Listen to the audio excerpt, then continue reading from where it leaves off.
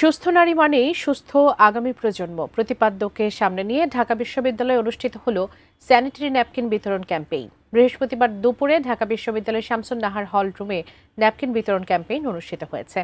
অনুষ্ঠানে ঢাকা বিশ্ববিদ্যালয়ের প্রভিসি অধ্যাপক ডক্টর সাইমা হক বিদিশা, ডাকসু ভিপি সাদিক কায়েম, শামসুন নাহার হলের প্রাধ্যক্ষ Nasrin Sultana, hall house tutor Sanjida Hossain, AB গ্রুপের এমডি মোহাম্মদ আবুল হোসেন সহ হলের ছাত্রী ও বিশ্ববিদ্যালয় প্রশাসনের কর্মকর্তারা উপস্থিত ছিলেন।